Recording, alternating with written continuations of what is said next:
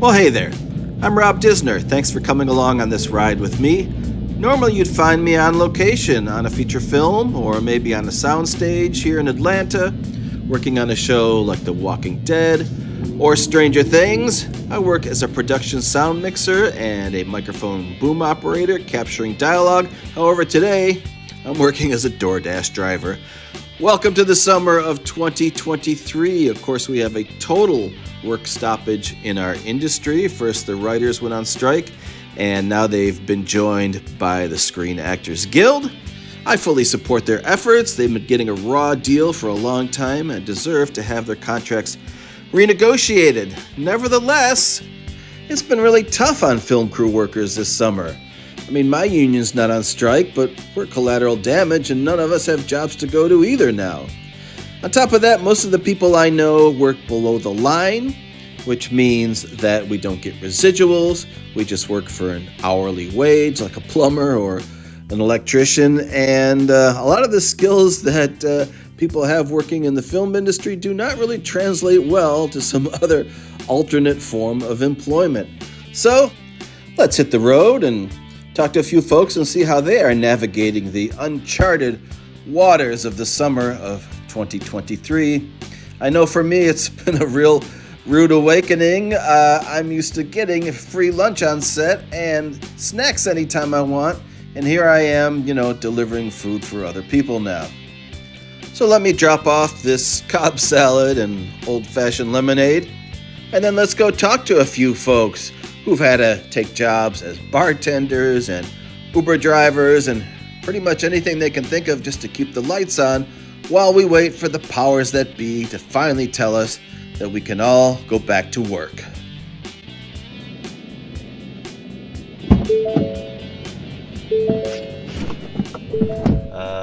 Atlanta resident for my whole life. Been working in film for 3 years now. This summer, I'm in the middle of a strike, and I'm spending my time bringing groceries and fast food to people's houses. It's been something. And I've been back at my old restaurant, pre-film industry, for a couple weeks now, too, to try and fill those gaps so I don't have to live in my car. My car is from 2005, so it's old enough to start its own teenage rebellion. Nobody wants to ride in that car. So I am limited to only food deliveries. Being in the general public, I guess, is the weirdest part. It's so different with what we do versus what everyday people do. Not to knock on any of them, but it's just it's such a specialized form of work, and it's fun and it's dynamic, and just being I like being back in a bar, kind of, but it's the sheer volume of people, the activity of it, the noise of it. It's so different to me now. I've gotten so accustomed to what we do.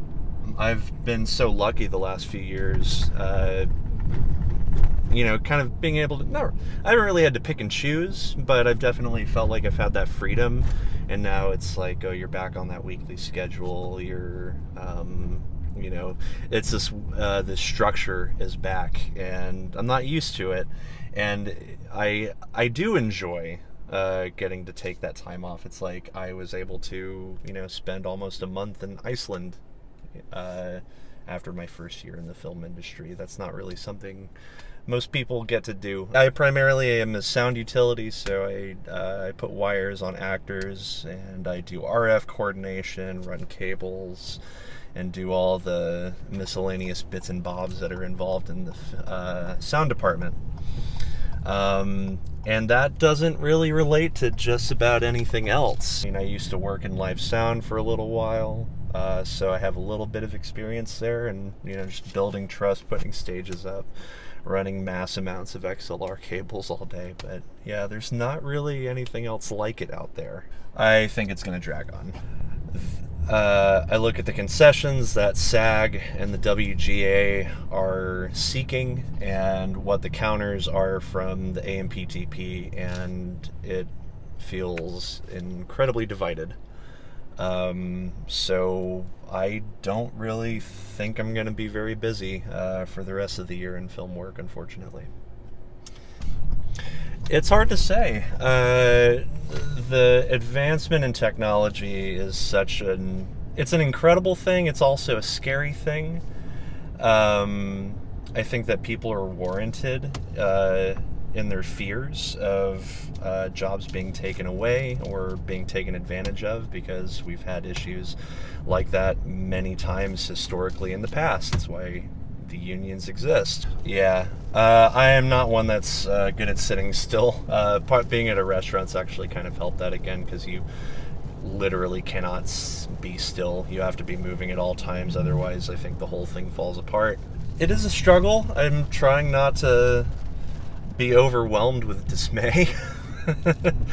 But it's just I think if I've learned anything over the last few years, is just that our careers are, I heard our careers are like sine waves. It'll be good at times and it can be really bad at times, and so I'm still adjusting to that.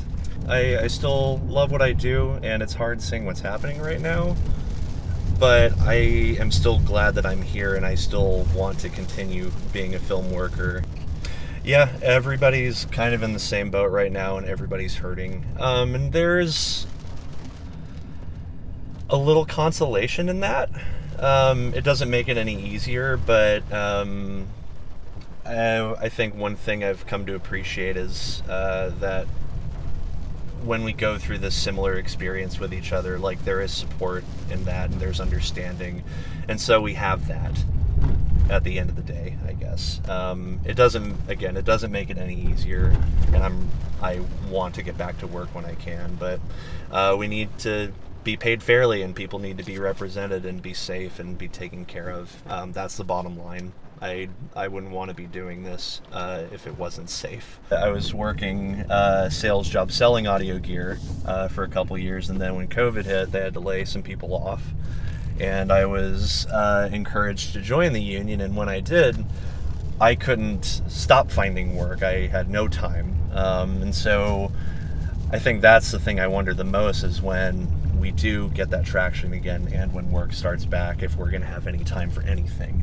We are going to need to recover lots of credit card transactions and minimum payments right now. And I do not enjoy that in the slightest. Seems like that's just what 2023 looks like right now, unfortunately.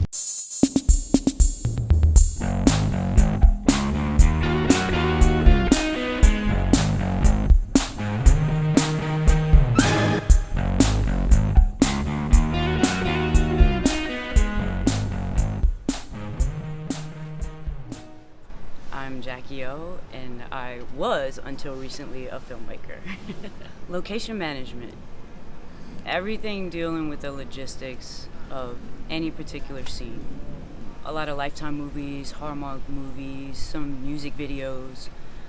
Most recently, Apple Studios did a music video for Dominic Fike, and that was a lot of fun. Everything just stopped. Everything shut down. Everything went black. We lost our coworkers, our friends. Started seeing a whole lot more of our family, and we just went on strike. A lot of people weren't happy, and I think at first I really didn't understand the magnitude of it until my last job was in March, and that's when I knew things were getting pretty serious.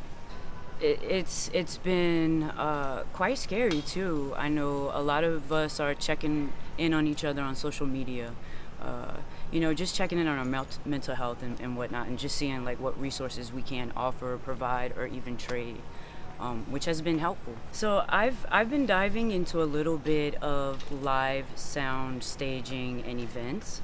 I've actually transformed a huge truck into an outdoor live staging, which has been quite challenging and actually a whole lot of fun. I've also operated a lot with LED walls. just putting those things together, and now it's something that we see more use of in the film industry, has really just been like eye-opening for me. Just being able to kind of like take a step back from where I was in the industry, and then, you know, going on to the more hands-on labor side of things, and just kind of seeing how equipment works and software works, and, you know, how people actually build these LED walls, this lighting and these speakers, just by just team effort. Yeah, let's hope we go back to work soon, you know, sooner rather than later, for various reasons, you know, not like we spoke about earlier, not even about the monetary element of what we do, just seeing your project come to life on the big screen. There's something about that that just brings it home for me, for sure. I've done a lot of day playing, so that's been an opportunity that kind of opened up for me right after the strike. So commercials, and even some reality TV, you know, kind of work by different contract metrics. So I've been able to kind of jump in and just day play for some of these creatives and just help them out with their projects, and kind of just seeing not just the feature film element of what I've been used to doing, but also the commercial side of things, and the music side of things. Just so many different elements I've been able to like explore. Over the past week, I've had several emails about people looking for work, you know, work from home opportunities, or, you know, even what am I doing in the gig economy? What are some of the things that I have going on? And also I've gotten phone calls from people who, you know, are losing their house or losing their cars, are looking for a roommate, a room, a place to stay, you know, resources, information about our unions, if they're offering any financial help. There's a lot of that going around behind the scenes amongst the crew members. Just us trying to share information and keep each other afloat. It's just been like all we can really do, really. If you work in the film industry, you understand I miss the crazy insanity of the workload. I miss what we do. We create magic for a short amount of time for a large amount of people. And not everyone can say that, and what we do is pretty freaking amazing. I feel like people who actually can thrive in an environment like the film industry have a completely different energetic makeup than most beings, for sure. That's literally what it feels like. And I miss those beings. I miss every last one of them. I'm not a betting person, but if I was, I would say it's going to be a while. You know, I think it's really going to be a while before we are taken serious. And the only reason why I say that is because we've lost a lot of people already in the industry, and not much has changed when it comes to gun safety, or even, you know, permitting safety, location safety, railroad safety. It's just been something that it doesn't give me a lot of hope, but I'm encouraged. I'm encouraged by the people that are coming in after us. I'm encouraged by the people that are maintaining and holding the line. You know, I'm just encouraged by us, by my brotherhood, for sure. Yeah, and then you have that, you know, that real talk with yourself, you know, like some people are pushed into a place that they never come back from, and then some people, you know, are actually flourish in that kind of environment where they have to figure out, you know, what do we do now? You know, what do we do next? How do we keep our voices heard? You know, how do we hold the line? And for some people, there is a creative outlet for them. You know, they're able to tap into that. But other people like me, we just work like 15 gigs. Yeah. I think it's going to a platform that is, you know, more hands-off, and that delivers more quickly. And unfortunately, that doesn't look good for us, which is why I think this whole strike is happening to begin with. But I'm hoping there is a way that we can coexist, you know, with film trying to even digitize even more so than it already has. You know, I'm hoping there's a world in the future where we coexist together. Any final thoughts? No, man, let's just get back to work. That's it. That's it.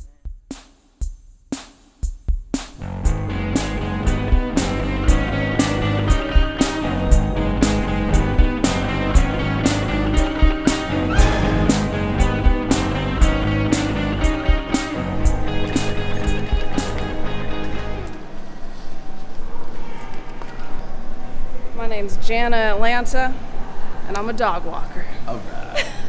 Who are we going to see today? We're gonna go see Mushu, the tiny little Shih Tzu. It was the writer's strike that forced me did it now. It forced my hand. Yeah. So this is your side hustle. It's my side hustle for 3 months. I think it took till June. In June, I needed a job. Yeah. How many dogs are you walking regularly? Man, it's been up to like 18, and right now it's 2, so this is my little break.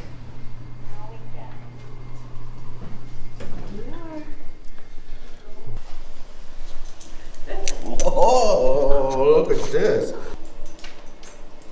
Mushu's my favorite. Don't tell any of my other clients. I'm a script supervisor. And what is that? I'm the director of continuity. I make sure the water glasses are filled and the cigarettes are the same length or something like that. So how do those script supervisor skills transfer to dog walking? Did the dog poo or did the dog not poo? Ah, good. And you have to leave a detailed report, don't you?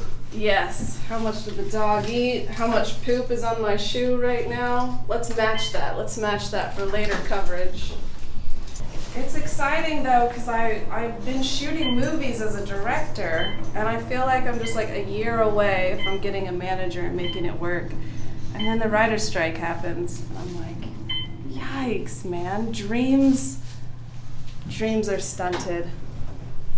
Going on.